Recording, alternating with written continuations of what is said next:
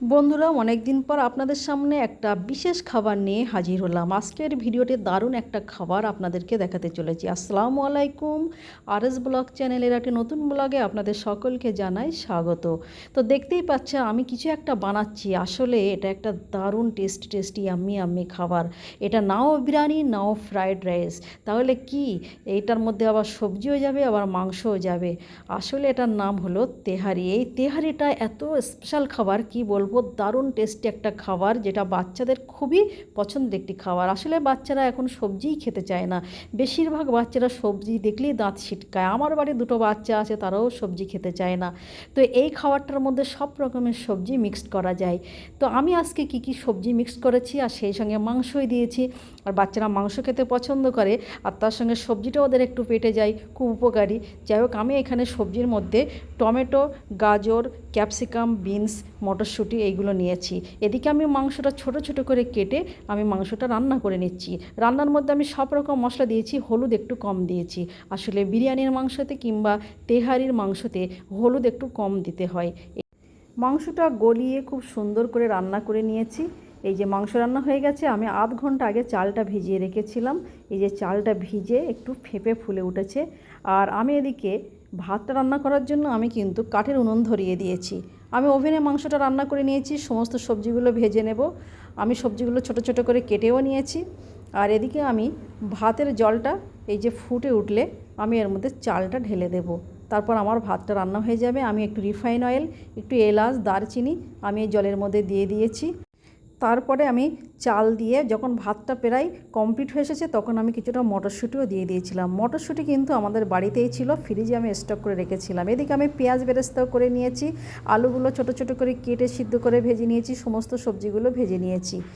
তো আমি এবার তেহারিটা পুরো বিরিয়ানির মতো পাটে পাটে সাজিয়ে নেব। আমি বড় পাতিল নিয়েছি একটা, তার নিচেই আমি কিন্তু প্রথমে দিয়ে দিয়েছি, দেখতে পেয়েছেন লিকুইড টাইপের একটা কিছু, ওটা ছিল দুধ আর বিরিয়ানির মশলা, একটু ঘি মিক্সড করে নিয়ে ওটা নিচে অল্প একটু দিয়ে দিয়েছি। আরেকটা আমার কিন্তু রাখা আছে, সেটা আমি শেষে দিয়ে দেব।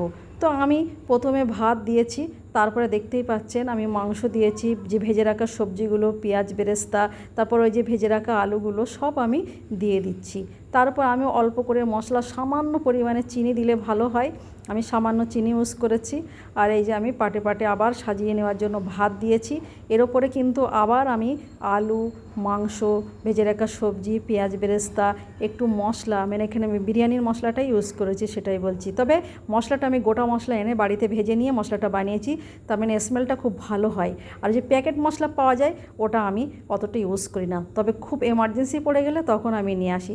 আসলে আমি গোটা মশলাটা এনে আমি বাড়িতে পিষে নিই। মশলাটা একটু হালকা গরম করে নিই, তারপর মিক্সিতে পিষে নিলে ভালো হয়, স্মেলটা দারুণ হয়, স্বাদটাও কিন্তু অসাধারণ হয়। দেখতেই পাচ্ছেন আমি কিভাবে পাটে পাটে সাজাচ্ছি। তো বন্ধুরা, বাচ্চারা সবজি খেতে না চাইলে সবজি খাওয়ানোর কিন্তু সবচেয়ে বড় পদ্ধতি কিন্তু এটা। মানে ওদের বিরিয়ানির টেস্টও পাবে, আবার সবজিটাও বুঝতেই পারবে না, একদম ভাতের সঙ্গে মিশে যায়। আর খেতেও কিন্তু দারুণ লাগে, আর দেখবেন চেটে পুটে বাচ্চারা সবজিটাও খাবে। তো এইরকম মাঝে মধ্যে বানিয়ে দেবেন, হালকা মশলা দিলে ক্ষতি কিসের। আর ছোট ছোট মাংস 2-1 পিস বাচ্চারা খেলে কোনো ক্ষতি হবে না, যার সঙ্গে সবজিটা পেটে যাচ্ছে। যাই হোক, আর যদি সবজি না খায় একেবারে মাংস ভাত খেলে কীরকম অস্বস্তি লাগে না। সত্যি আমাদের বাড়ির বাচ্চাগুলোকে নিয়ে আর পারা যায় না। আপনাদের বাড়ির বাচ্চারা সবজি পছন্দ করে না মাংস, সেটা অবশ্যই কমেন্ট করে জানাবেন। আলু কিন্তু আমার দারুণ লাগে, যে কোনো সবজিতে বলুন, মাংসে বলুন, আর এমনি আলু রান্নাটাও বলুন, আমার আলু কিন্তু অসাধারণ লাগে। এই যে আমি বলেছিলাম না যে একটা লিকুইড আমি তৈরি করে রেখেছিলাম দুধের সঙ্গে, একটু বিরিয়ানির মশলা আর একটু ঘি মিশিয়ে রেখেছিলাম, একটু আর ওই বিরিয়ানির যে স্মেলটা সেটাও আমি মিশিয়ে একসঙ্গে দিয়ে দিয়েছি, পাটে পাটে অল্প অল্প করে দিয়ে দিচ্ছি। সব শেষে কিন্তু আমি এখানে ঘি ব্যবহার করছি, আমি একদম রিফাইন তেল কিন্তু ইউজই করিনি। দেখুন আমি পুরো ঘি দিয়ে দিচ্ছি, অরিজিনাল ঘি। আর সব শেষে যে দুধটুকু বাকি ছিল সেটাও আমি দিয়ে দিচ্ছি। তারপর আমি ভাপে দিয়ে দেব বিরিয়ানির মতো, পুরো ভাপে উঠে গেলে রান্না কমপ্লিট হয়ে যাবে। ওপর দিয়ে আমি একটু পেঁয়াজ বেরেস্তা করে রেখেছিলাম, সেটাও দিয়ে দিলাম। এই যে আমি ভাপে দিয়ে দিয়েছি। আমি প্রায় আধ ঘন্টা পরে ভাপ উঠে গেলে আমি নামিয়ে আপনাদেরকে দেখাচ্ছি। এই দেখুন কত সুন্দর ভাপ উঠেছে।